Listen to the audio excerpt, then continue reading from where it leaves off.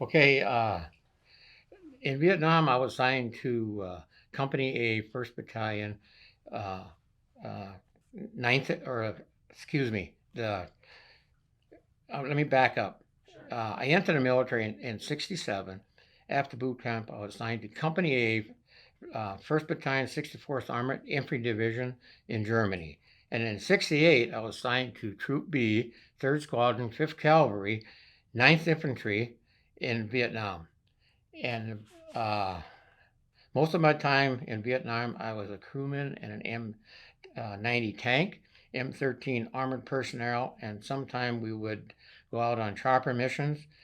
The last 6 months, I was an E5 squad leader. Our main mission was to locate the enemy and destroy them before they came across the DMZ border and other places in Vietnam. At night, we would set up night ambushes.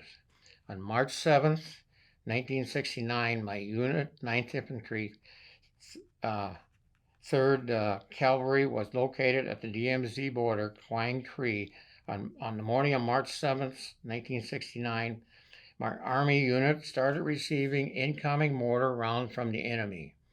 My unit was ordered to move out to see where the mortar rounds were coming from.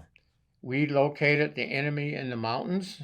We started to receive heavy small arms fire and RPG rounds. My M60 tank, M90 tank, was hit with an RPG round, and one of my soldiers was killed. I was wounded in my left leg, portion of my back. A bullet grazed my grazed my side. When the fight was over, the medic saw blood running down my leg. I told the medic to go help the other soldiers first. I was going to stay with my unit. I finally fell to the ground and they took me on the chopper. I was patched up and I returned to more combat duty. And then 2003, when the towers, and then we got the call. I got the call from the general, says, "Chief, get your unit ready to go."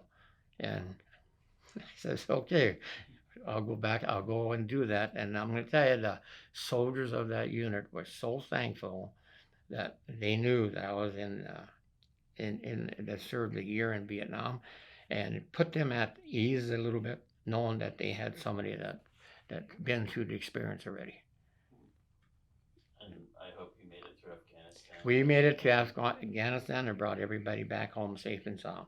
One thing with Afghanistan, Uzbekistan, and Afghanistan, we at that time we didn't have the whole unit filled. We had to take soldiers out of I think it was about 10 or 12 different states to fill positions. I'm going to tell you, when you see the families, uh, uh, we're standing out front when their loved one casket comes out or if the urn comes out. We're right out in the front, and the families they really love to see an honor guard, because that's really telling them they're giving him his last hurrah before he gets his final resting place. And we do the volley, the volley, and then also what we do is we give them the shell casing to the family, and also now up in North Dakota, the legislative, they created a coin for the family loved one that we present out from the state of North Dakota. It's got the state of North Dakota's emblem seal on it, and any other family member wants to purchase one of those, they can, but we do give one out for a family member.